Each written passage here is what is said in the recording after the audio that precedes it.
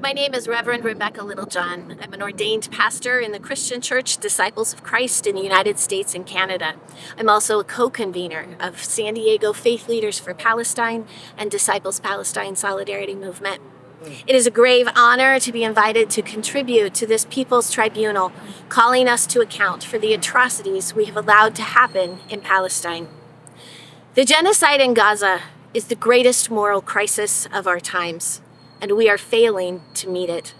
It is important to me to speak out about this failure because the church in the United States bears responsibility for the distorted lenses through which so many leaders view this crisis, the lenses that keep them from seeing the excruciating realities of the situation, the humanity of the Palestinian people, and the deadly double standards they have used to rationalize genocide. Christianity in this country has been infected with white supremacy and imperialism so deeply that for many people, they are indistinguishable. That is how our government has been overtaken by white Christian nationalists. And Christian Zionism is merely the foreign policy of white Christian nationalism. If we could see this crisis with God's eyes, we would understand immediately that it is a moral travesty without measure. God weeps for each Palestinian baby that starves to death. God wails for each family line that has been entirely wiped out.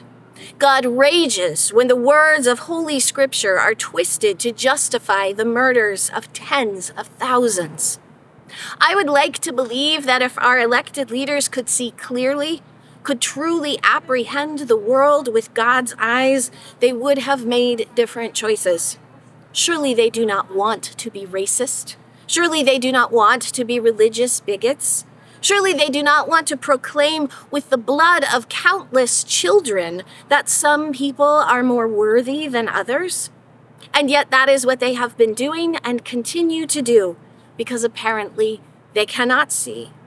Or perhaps they are choosing simply not to see because they are afraid of what clear sight will cost them. We have blood on our hands.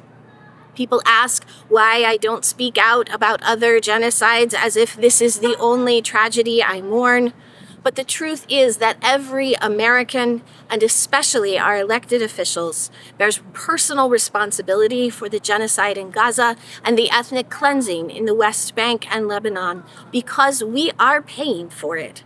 We pay for it with our tax dollars, and we pay for it with the political cover our government provides for the genocidal Israeli regime on the world stage. We could have stopped it if we truly believed in the ideals we claim shape this country. We could have stopped it if we truly followed the way of the Christ so many of our politicians claim to worship. How have we allowed Christian Zionism to lead us this deep into complicity with genocide? Christian Zionism is not biblical. It is not actually supportive of Jewish people. It makes Palestinian Christians invisible. Christian Zionism is a hollow heresy that is rightfully labeled a death cult. We must clear our eyes of the distortions it tries to sell us. Distortions that paint all Muslims, all Arabs, all Palestinians as terrorists, and all Israelis as noble and under threat, no matter what atrocities they have carried out. One only has to look clearly at the numbers in this crisis to determine who the true threat is. Just over 2,000 Israelis killed since October 2023, while over 73,000 Palestinians have been killed in that time, including close to 500 since the supposed ceasefire was declared last fall. 70% of those 73,000 were women and children.